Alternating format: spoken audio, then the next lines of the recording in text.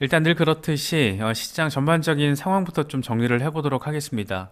지금 관건은 FOMC 회의죠. 이제 한국 시간으로 2월 2일 새벽 4시에 제롬 파월 의장이 기자회견을 하게 됩니다. 어떤 말을 하게 될지가 참 관건이죠. 관건이고 지금 시장이 좀 쫄아 있는 배경이기도 하고, 그럼에도 불구하고 밤사이 뉴욕 증시는 조금 반등을 해줬어요. 그래서 3대 증시, 3대 지수 모두 상승 마감을 했고, 전반적으로 좀 나쁘지 않은 어떤 실적 장세가 있었고, 소비자 신뢰지수 같은 경우에도 시장의 예측치와 또 부합하게 나와주면서 약간의 안도감을 제시하면서 이 상승 마감을 하게끔은 했는데, 과연 이런 흐름이 이제 밤사이를 거치면서 계속 이어질 수 있을까? 그게 지금 관건이죠. 제롬 파월 의장이 지금 상황을 그냥 내버려 둘 것인가? 시장이 이렇게 흥분 상태에 있고 연준이 긴축 속도 조절, 그러니까 금리 인상을 하는데 금리 인상 폭을 지금 굉장히 낮추는 거잖아요. 금리 인상 폭을 낮추면서 금리 인상 속도 조절에 나서는 건데, 작년에 4번 연속 0.75%포인트 자이언트 스텝을 밟다가 12월에 처음으로 0.5%포인트 빅 스텝으로 완화시킨 겁니다. 그러다가 지금 내일 발표를 우리 시간으로 내일 새벽에 0.25%포인트로 금리 인상을 단행할 가능성이 매우 높다라고, 매우 아주 많이 높다라고 지금 시장은 기대를 하고 있죠. 만약에 0.25%포인트 인상을 하게 되면 그 자체는 시장이 일시적으로 안도랠리를 펼칠 가능성, 이 시그널을 만들어주는 건 분명한데, 문제는 뭐냐면 이미 0.25%포인트 금리 인상 가능성에 대해서는 사실상 기정사실화돼서 시세에 선반영됐다라는 점, 그게 하나가 있을 거고, 또 한 가지는 금리 인상 속도 조절에 나선다라는 것은 지금까지 인플레이션이 둔화 추세가 확인됐기 때문에 연준으로서는 지난 1년 동안의 긴축 결과를 이제 시장이 어떻게 소화하고 있는지를 관망하는 관망 모드에 들어가는 상황이 되는 겁니다. 그런데 지금 시장이 너무 흥분을 하고 있다라는 거예요. 지금 뭐 빠르면 상반기 안에 금리 인하를 단행할 수도 있다. 그러니까 금리 인상을 중단하는 게 아니라 금리 인하를 단행할 수도 있다. 뭐 이런 기대감까지 지금 막 뿜어져 나오면서 시장이 흥분을 해버렸잖아요. 그래서 1월 달 내내 증시도 반등을 잘 해줬고, 비트코인은 무려 40% 수준의 랠리를 펼치면서 2013년 이후 최고의 1월 중에 실적 중에는 2013년 이후 최고의 1월을 지금 기록을 했습니다. 엄청 흥분한 거죠. 거의 뭐 이거는 뭐 지금 연준 입장에서는 약간 제어를 해야 되는 필요성을 느끼기에도 충분한 그런 상황이기도 합니다. 그래서 아무래도 제롬 파월 의장이 긴축 완화 정책 결정을 내놓으면서, 그러니까 12월에 0.5%포인트 인상에 이어서 이번에 0.25%포인트 인상을 단행하면서 동시에 시장을 압박하는 매파적인 멘트를 제시할 가능성이 높다. 그렇게 시장의 흥분도를 좀 가라앉힐 것이다. 그럼 그 방식은 어떻게 될 거냐라는 걸 놓고 봤을 때는 아마도 연내 금리 인하 없다, 뭐 이런 식의 멘트, 약간 무책임하면서도 방향성을 조금 던져주는 그런 식의 조금 멘트를 제롬 파월 의장이 제시하면서 지난해 8월에 잭슨 홀 때처럼 이 매파적인 발언으로 시장을 조금 더 움츠러들게 만들지 않겠느냐, 뭐 그런 분위기가 조금 더 우세한 것 같아요. 저도 그럴 가능성이 좀 있다라고 바라보고 있고, 그래서 조금 대응할 거는 대응하고, 저도 조금 그냥 놔둘 건 또 놔두고 뭐 그러고는 있는데, 단기 대응하는 거 말씀드리는 거예요. 그러고는 있는데, 아마 조금 시장 상황, FOMC 이벤트 같은 걸 좀 더 예민하게 바라보시는 분들은, 특히 선물 거래 하시는 분들은 뭐 FOMC 변수가 있는데 굳이 지금 뭐 포지션 잡고 이러지는 않으셨을 거예요. 저는 뭐 선물 거래는 안 합니다만, 현물 거래 최근에 들어갔던 것들 중에는 적절하게 조금 익절할 건 익절하고 대응할 거는 좀 대응해야겠다, 이런 생각이 들어서 대응할 건 하고 그냥 놔둘 건 또 놔두고, 그렇게 지금 이번 FOMC 회의 결과를 기다리고 있는 입장이에요. 네, 박도현님 오셨네요.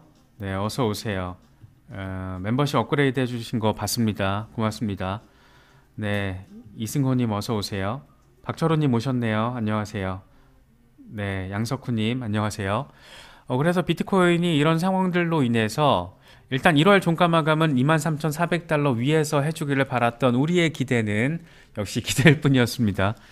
시장이 월말 막판에 좀 이렇게 변동성이 생기면서 23,400달러가 여러 차례 제가 말씀을 드렸지만 지난해 8월, 그러니까 잭슨홀 미팅 이후부터 올라서지 못하고 있는 구간이에요. 그래서 23,400달러 위에서의 돌파가 1차적으로 중요했고, 이왕 1월달에 기분 분위기 좋았는데 아싸리 그냥 23,400달러 위를 돌파하는 것뿐만 아니라 아예 그냥 24,800달러 부근에 있는 200주 이동평균까지 그냥 올라서 주면 아주 베리머치, 아주 감사, 땡큐머치, 뭐 이런 분위기가 되지 않겠어? 뭐 이런 기대감이 있었지만 역시나 그런 기대감은 조금 과했죠.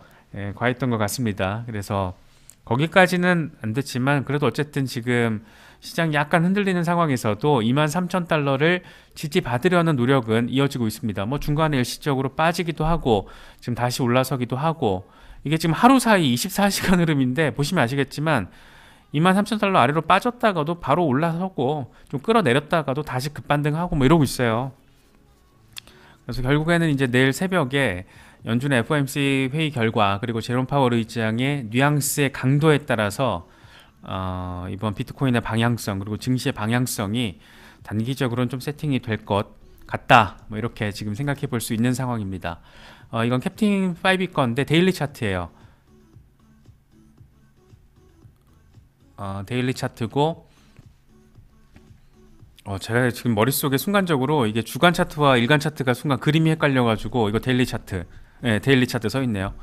지금 상단 저항이 길게 트렌드 라인 저항선이 있었는데 이걸 뚫었다라는 거죠. 뚫었기 때문에 이게 소폭 빠지더라도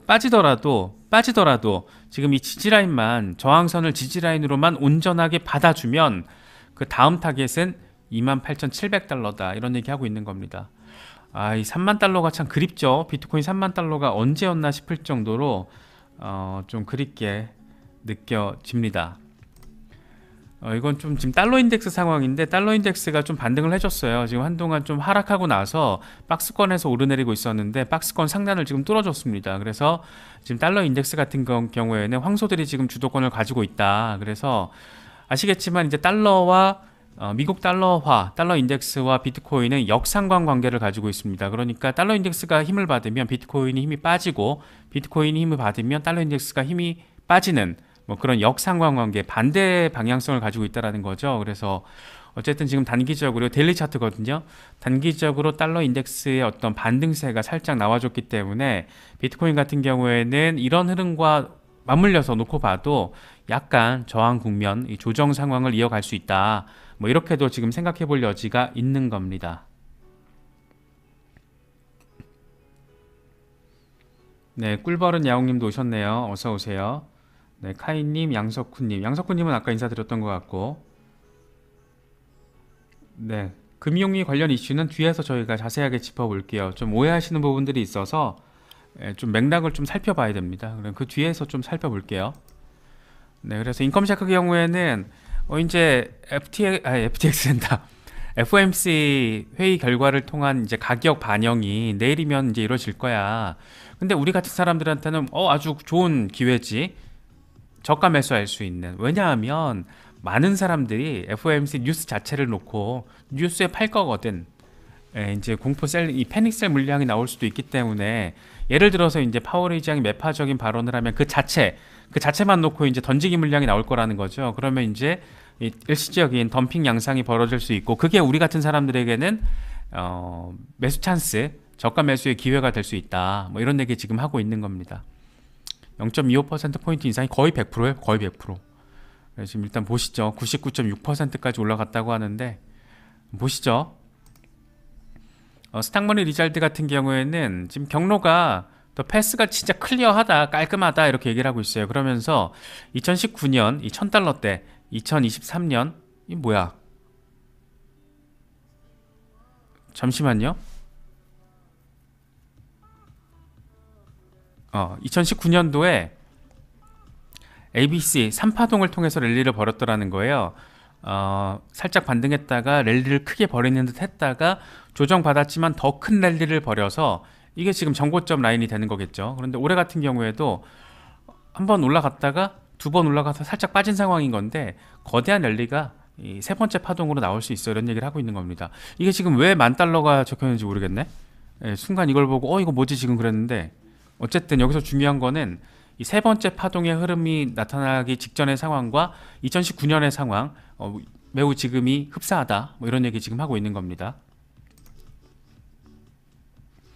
이거는 비트코인 불이라는 이름을 쓰는 분석가인데, 제가 즐겨 찾는 분석가는 아닌데 이게 좀 분석이 재밌더라고요. 그래서 이 차트를 좀 보면서 이 세 가지 상황을 이야기를 하고 있는 겁니다. 원래 대칭 삼각 패턴의 목표는 65,000달러였어. 그러니까 전고점 말하는 겁니다. 그래서 더블탑을 형성을 하면서 전고를 했는데, 이 더블탑의 목표는 뭐였냐면 15,000달러 폭락. 그러니까 더블탑 2021년도에 더블탑 찍고 전고 찍었잖아요. 그리고 여기서 더블탑의 목표는 뭐냐면 15,000달러였다라는 거예요. 그래서 실제로 11월 달에, 작년 11월 달에 FTX 뽀글이 사태로 인해서 15,500달러를 찍었잖아요. 그런데 이제 더블탑 찍고 이때의 목표는 15,000달러였는데 지금 그때부터 거대한 하락세기 패턴이 형성이 돼서 이게 지금 상단 돌파를 했고, 여기서 이제 받아주면은 그때는 새로운 올타임 하이를 찍게 될 거야, 이런 얘기 하고 있는 겁니다. 차트를 좀 크게 해서 보면 2018년도에 전고 찍고 거대한 이제 대칭 삼각 패턴이 있었죠. 바닥 확인을 하고 저항 맞으면서 저항을 뚫고 랠리를 하게 됐던 겁니다. 이때 이 대칭 삼각형의 목표 지점, 그러니까 상단 저항을 뚫고 나서의 목표 가격이 65,000달러였다라는 거예요, 결과적으로. 그래서 2021년 4월, 2021년 11월 이렇게 더블탑을 찍고, 더블탑을 찍게 되면 이제 하락을 하게 되는 거잖아요. 그래서 이 더블탑의 목표 지점은 15,000달러였다는 거죠. 그래서 15,000달러, 15,500달러, 여기가 그 FTX 뽀글이빔 찍고 이번에 반등을 해주면서 하락세기 패턴의 상단 저항을 뚫었습니다. 근데 여기서 이제 잘 지지를 받아주게 되면 그 다음에 목표 지점은 올타임 하이가 될 거라는 거예요. 물론 그 가운데 오르고 내리락 하면서 이 쌍바닥 확인도, 더블 바텀 확인도 해주고 그렇게 더 크게 내달릴 것이다, 뭐 이런 얘기를 지금 하고 있는 겁니다. 물론 뭐 이제 시점 자체는 2024년 이후, 뭐 반감기 이후, 보통 이제 2025년 뭐 11월 전후 시점이 될 건데, 뭐 아무튼 이런 그림도 꽤 의미가 있는 것 같아요. 이 대칭 삼각 패턴의 목표 지점, 더블탑의 목표 지점, 하락세기의 목표 지점, 이렇게 3단계 구분이 저는 굉장히 조금 논리적인 흐름을 보여주는 것 같아서 눈에 좀 잘 들어오더라고요. 네, 착한 부자님 오셨네요. 어서 오세요.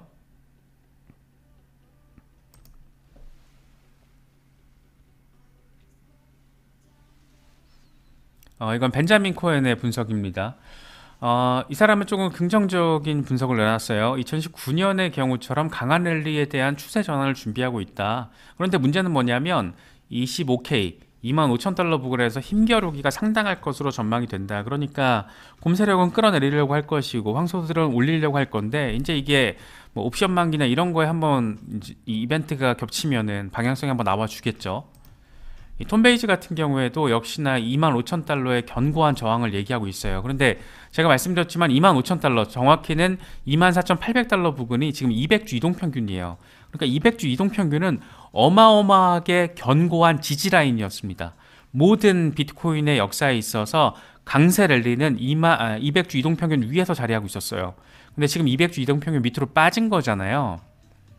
갈 길이 좀 남아있죠. 그래서 그만큼 견고한 지지라인으로 오랫동안 자리를 해준 그런 라인이기 때문에 한번 뚫리면 또 올라가기가, 저항도 강력하기 때문에 쉽지가 않다라는 거죠. 그래서 25,000달러 부근의 저항 자체가 너무 견고해서 저항 돌파가 쉽지 않다, 실패할 가능성이 높다라고 아예 못을 박아버렸습니다. 그래서 1월 한 달 동안 상승세가 상당히 급격했고, 그래서 사실 뭐 조정이 발생해도 이상하진 않은 거고 40%나 올랐기 때문에 약간 어느 정도 좀 급격하게 느껴지는 조정이 나오더라도 이상하진 않고, 본격적인 강세장의 시작 전에 조정이 나오는 게 오히려 자연스럽다, 뭐 이렇게 말을 하고 있습니다.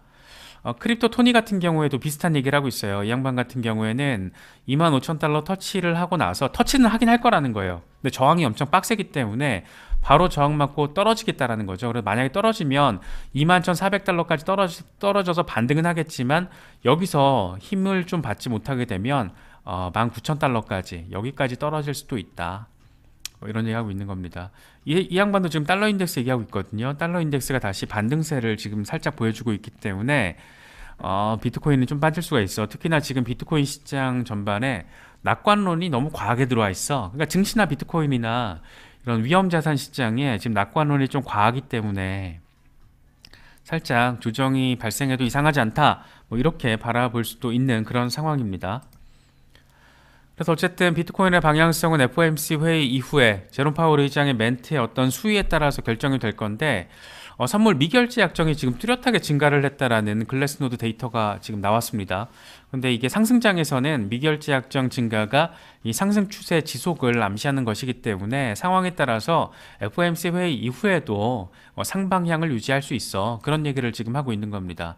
이 선물 미결제 약정이 11월 달에 40%가 감소했다라는 거예요. 이거는 이제 뽀글이 사태 때문인 거죠. 그런데 1월 중순에 그러니까 한창 시세를 받으면서 선물 미결제 약정도 지금 증가를 했다. 그런데 재밌는 건 뭐냐면 선물 미결제 약정의 한 20% 정도가 CME에서 나온 거기 때문에 이거는 기관 투자자들이 그만큼 낙관적으로 지금 시장을 바라보고 베팅을 하고 있는 거다. 뭐 이렇게 지금 해석이 되고 있는 겁니다. 논리는 설득력이 있는데 좀 봐야겠죠.